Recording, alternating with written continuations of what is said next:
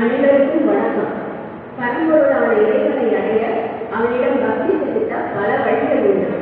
அவற்றில் முக்கியமான வழி இறைவனின் திருநாமத்தை சொல்லி பாடுவது.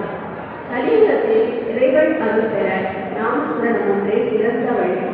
அந்த வகையில் கோவை சாய்பாபா காலனியை சேர்ந்த நாமபஜன் மண்டலி மகளிர் உறுப்பினராகிய நாங்கள் இந்த பக்தி மார்க்கத்தில் இறைவனது பாடல்களை சமர்ப்பித்து வருகிறோம். எங்களால் இயன்ற அளவில் இதை தொடர்ந்து செய்ய எல்லாம் வல்ல இறைவனை பிரார்த்திக்கிறோம். எங்கள் குருவாக வழிகாட்டியாக எங்களுக்கு பாடல்களை கற்பித்து வழிநடத்தி செல்லும் ஸ்ரீமதி ரமா நாகராஜன் அவர்களுக்கு கோடான ஒரு நன்றியையும் வணக்கத்தையும் தெரிவித்துக் கொள்கிறோம். எங்கள் குழுவிற்கு பக்கவாதியமாக இருக்கும் தமிழா இசைக்கலைஞர் திரு தனபால் அவர்களுக்கு, திரு மகேந்திரன் அவர்களுக்கு நன்றி தெரிவித்துக் கொள்கிறோம். திரு மகேந்திரன் அவர்களுக்கும் நன்றி தெரிவித்துக் கொள்கிறோம்.